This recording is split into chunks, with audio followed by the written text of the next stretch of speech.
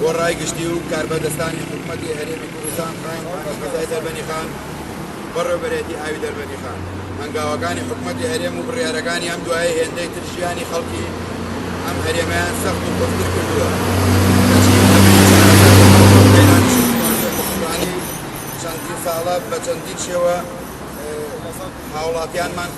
عقوبە دەدەن ئەوەی جێگەی داخە لە ماوەی 30 ساڵی ڕابردوودا حکوومەتی هەرێمی کوردستان نەک نەیتوانیوە ژیانی خەڵک باشتر بکە بەڵکو ڕۆژ بە ڕۆژ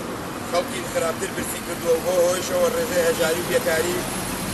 هەتا بێت بەرزتر دەبێتەوە بەبێ ئەوەی هەنگاوێک بۆ چارەسەرم نابێت بەهۆی ئەوەی ئەو سیستەمەی پەیڕەوی دەکات بە تایبەتی لە کەرتە گشتەکاندا هەبێت نرخەکان بەرزتر دەبێتەوە پێداویستەکانی ژیان ڕۆژانە خەڵک لە نان و ئاو بەنزین و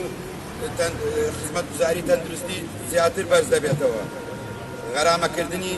دەیانەوێت بە پارەی هاوڵاتیان وەربگرنەوە بۆیە ئێمە لە ڕێکخراوە جەماوەرەکانی حزبی شوعی کوردستان دەربەنی خان دژی ئەو هەنگاوانە دەوەستینەوە کە بۆ پێوەری بۆ نەبەستی پێوەری ئاوی ماڵان بڕی 500,000 دینار غەرامە بۆ هەر هاو بەشێکدا دانراوە ئەو بڕیارە بڕیارێکی ناعەدالەت و دژ بە تاکی بەشداربووانی کۆمەڵگای کوردستان دادەنێن هیوادارین لە کۆتاییدا هیوادارین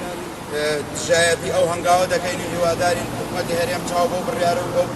بەو کرێبەستانە بخشێنێتەوە کە لەگەڵ کۆمپانیەکانی کەرتی تایبەتا کردوێتێ بەر دژ بە داماڵینی